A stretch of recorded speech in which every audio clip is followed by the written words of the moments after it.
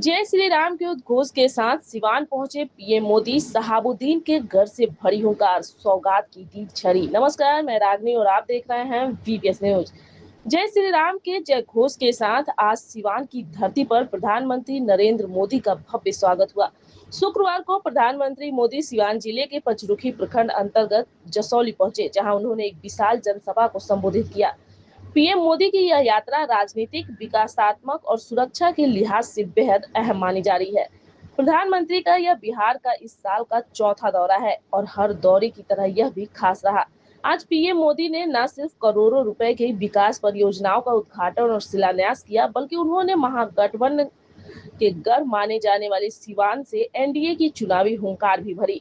प्रधानमंत्री की यात्रा को लेकर प्रशासनिक तैयारियां चाक चौबंद थी। सिवान शहर से लेकर जसौली तक सुरक्षा के व्यापक इंतजाम किए गए थे।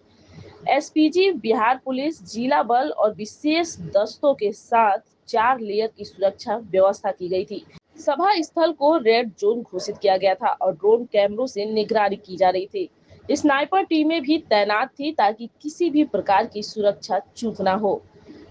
एसपीजी के दिशा निर्देश पर सभा स्थल और रोड शो के लिए प्रयोग की गई ओपन गाड़ी का ट्रायल भी सफलतापूर्वक संपन्न हुआ। सुरक्षा बलों और मजिस्ट्रेट की तैनाती हर चौराहे, गली और मुख्य मार्गों पर की गई थी।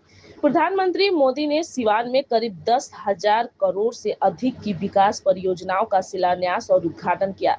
इस दौरान उन्होंने राज्य को नई सौगातें दी, जिसमें विशेष रूप से सीवरेज ट्रीटमेंट प्लांट, ग्रामीण पेयजल आपूर्ति योजना और सड़क परियोजनाएं शामिल है। इसके साथ ही पीएम मोदी ने पटना से गोरखपुर तक चलने वाली वंदे भारत एक्सप्रेस को भी हरी झंडी दिखाई।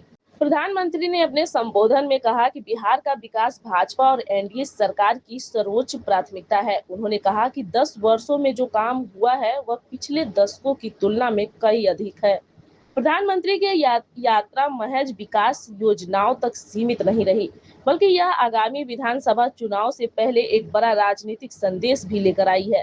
शहाबुद्दीन के घर माने जाने वाले सिवान में पीएम मोदी की यह रैली एनडीए की रणनीति का स्पष्ट संकेत है। सिवान, सारण और गोपालगंज की 24 विधानसभा सीटों पर एनडीए की नजर है और यह इलाका अब तक महागठबंधन के प्रभाव में रहा है। पीएम मोदी ने अपने भाषण में विपक्षी महागठबंधन पर भी करारा हमला किया। उन्होंने कहा कि भ्रष्टाचार, परिवारवाद और जंगल राज की पहचान बन चुके लोग आज फिर से सत्ता में आने का सपना देख रहे हैं, लेकिन बिहार की जनता अब जाग चुकी है। सभा में जय श्री राम और मोदी मोदी के नारों की गूंज सुनाई दी। जनसभा में हजारों की संख्या में लोग मौजूद थे, जिसमें महिलाएं, युवा, किसान और स्थानीय कार्यकर्ता भी बड़ी संख्या में शामिल थे। प्रधानमंत्री ने सीधे जनता से संवाद करते हुए कहा कि बिहार के युवा अब रोजगार और विकास के नए रास्तों पर आगे बढ़ रहे हैं और इसमें केंद्र सरकार पूरी तरह उनके साथ है।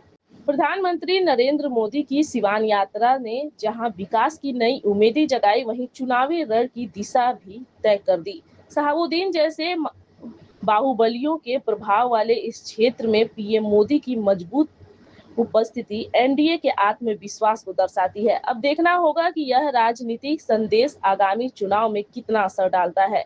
तो ये थी सिवान से हमारी खास रिपोर्ट। पीएम मोदी के इस दौरे से न केवल सिवान बल्कि पूरा बिहार एक बार फिर चुनावी रंग में रंग गया है। आगे की खबरों के लिए बने रहिए हमारे साथ। धन्यवाद। मैं रागनी और आप देख रहे थे वीपीएस न्यूज।